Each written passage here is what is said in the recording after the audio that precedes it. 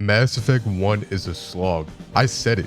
I almost quit it 3 times. The only reason I finished it was because everyone told me that Mass Effect 2 was worth it. And they were right.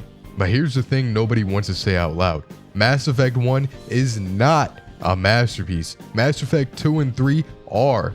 People just can't separate them. And while everyone was busy calling Mass Effect 1 a genre-defining classic, Star Ocean 4 came out the same year on the same console with better graphics, a better story, and more charm than it had any right to have, and nobody talked about it. My friend calls these games Chinese Goonbait slop. That's what I'm defending today. Both games are Xbox 360 exclusives. Both are sci-fi RPGs with slow starts and big ambitions. The difference is, one of them gets to be put on a pedestal and one of them gets laughed at. And I genuinely think that's backwards, or at the very least unfair. Star Ocean, by the way, is the only good Star Trek game ever made. That's the franchise. If you've never touched it and you like space operas, that's all you need to know going in. Here's the real Mass Effect 1 problem. I don't actually remember what happens in it, and I think that's kind of the point I'm making. Shepard tries to prove he could be a Spectre, and there's evil Garrus working with the Reapers. You can choose to kill Rex or Ashley, and that's roughly it. The gameplay is boring. The story is boring. The side content is copy-pasted empty planets you drive a tank across for no real reason. I wonder what game that reminds me of that y'all hate. The actual story is incredibly thin for how long the game is, and the whole thing is stuffed with fluff that goes nowhere. The reason Mass Effect 1 feels important is because of where it leads. It's the setup for one of the greatest trilogies in gaming.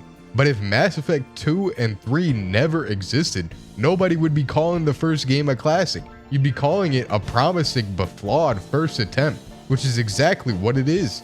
Mass Effect 2 and 3 are fucking peak, by the way. I want to be clear about that. This isn't a hit piece on the franchise, it's a hit piece on the selective memory of its fan base. The meme of the miner quitting right before he hits diamonds, that's Mass Effect 1. The diamonds are 2 and 3. The problem is everyone keeps framing the dirt as the diamonds.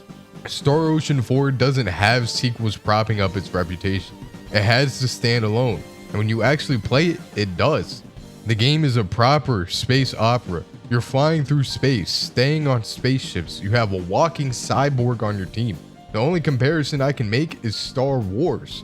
Final Fantasy 13 came out around the same time and people called that sci-fi, but Final Fantasy 13 is the ex machina compared to this. Star Ocean 4 is actually living in space the whole time instead of using sci-fi as a backdrop for its fantasy story, which is what Star Ocean 2 did and honestly what most JRPGs do.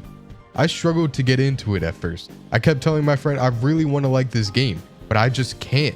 And then I hit the Cardianon mothership, and I finished the rest of the game in 3 days. The graphics hold up too. People forget that this game came out in 2009. It looks closer to Final Fantasy 13 than it does to Mass Effect 1. Mass Effect 1 looks like Knights of the Old Republic with a fresh coat of paint. Star Ocean 4 looks like a game that had real money behind it because it did. It utilized that 360 exclusive budget and it made it show. Before you think I'm hating baselessly, we need to talk about why Mass Effect 1 looks the way it does. It's an Unreal Engine 3 game. And look, Unreal Engine 3 was the engine of its era, but it was the engine for Gears of War and Batman Arkham series. It was engineered to specifically render thick men in suits, pause, chunky metallic environments, and the brownish gray mud of a post-apocalyptic battlefield.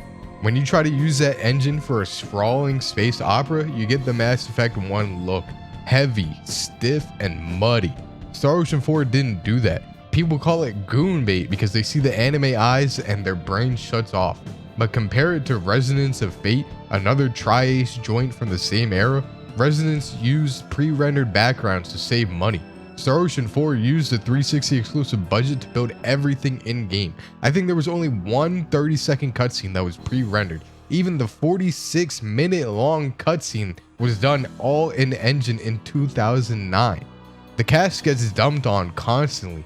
Lemieux says K every other sentence. Sarah's voice acting is rough, and people call the whole roster insufferable. And look, the K thing is a Japanese translation issue. I've seen it in anime too, and it's annoying everywhere. But once I got past the opening hours, I actually like these characters. And that's coming from someone who hates baby game energy.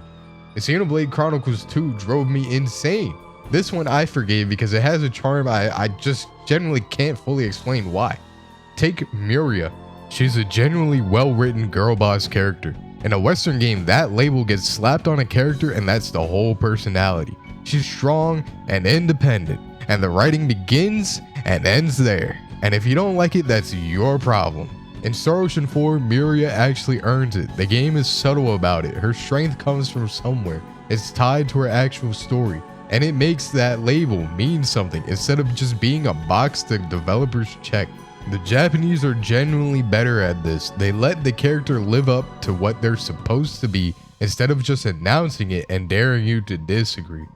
What I can say about the whole cast is that the downtime on the ship between story missions works better than most games that try this. You can have conversations with your crew, get to know them, build those relationships out, but if you want to get to the next cutscene, you can walk right past all of it. It doesn't copy Persona and demand you to engage with a social system to unlock gameplay benefits.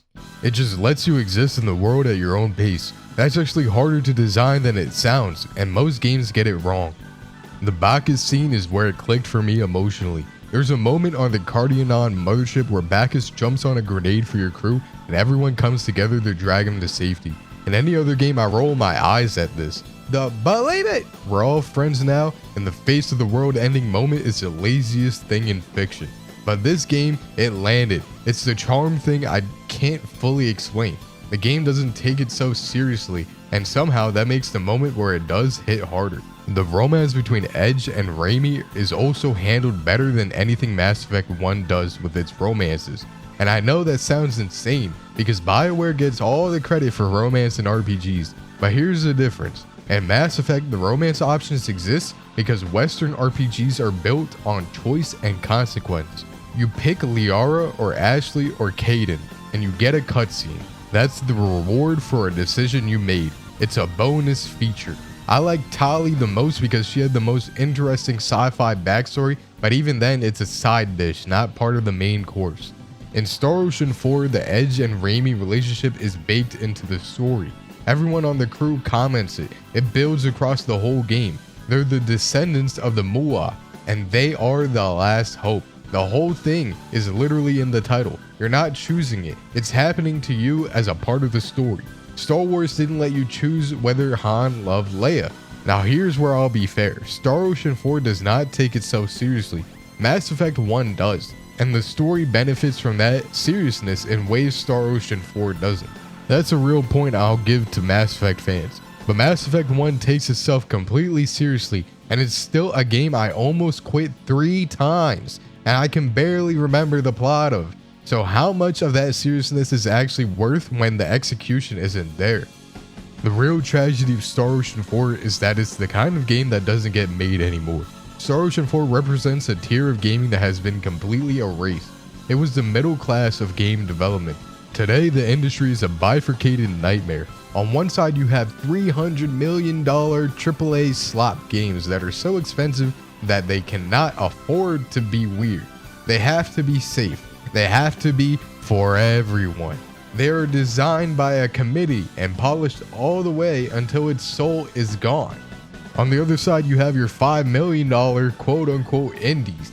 Passionate, weird, but lacking the skill to actually deliver a high-fidelity space opera.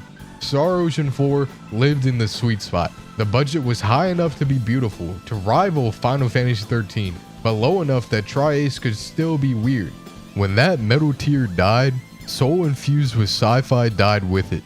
Star Ocean 6 lost the plot because you didn't have that exclusive deal money behind it. It tried to do big on a small budget, and you can see the seams. The Last Hope was the last time a developer was allowed to be this ambitious and this strange at the same time. But here's the thing, I think the market is coming back. The ufotable Demon Slayer movie beat Marvel at the box office. Dustbloods got a Nintendo exclusive deal. Rev Noir is a PlayStation exclusive. Fantasian was an Apple Arcade exclusive. JRPGs with actual stories and actual budgets are viable again. and the audience is hungry for them. This brings us to the modern audience. Amazon just announced a Mass Effect TV show, and what's the first thing the director says? We're making this for non-gamers. This is the battle cry of the tourist. They want the aesthetic of our stories without the weight of our lore. They did it with the Fallout show. They did it with Dragon Age the Veilguard, and they'll do it here too. They want to subvert the narrative. In practice, that means gutting the characters you spent decades so someone who's never touched a controller can feel included. They change their romances, rewrite the history, and call it growth. Take the Edge and Raimi romance. It's a destined romance. It's baked into the title. It's the core of the story. If that game were made today or adapted for a modern audience, that would be the first thing to go. They'd call it problematic or limiting. They'd subvert it just to put their stamp on it, leaving us with a story that means nothing to nobody. Mass Effect fans will watch that show and they'll clap. They'll call it peak, just like they called Mass Effect 1 a masterpiece, even though the game was a slog and they only finished it because a guide told them to. Star Ocean 4 didn't care about non-gamers. It didn't care about being approachable. It was a complete, unapologetic space opera with a romance that actually meant something in a world that actually felt alive. And it got written off as a joke because it didn't fit the serious Western world. But look where we are at now. The serious franchises are being gutted for the TV tourists, while the weird JRPGs are the only ones still holding on to their soul. You've never played a real RPG. You just think you have.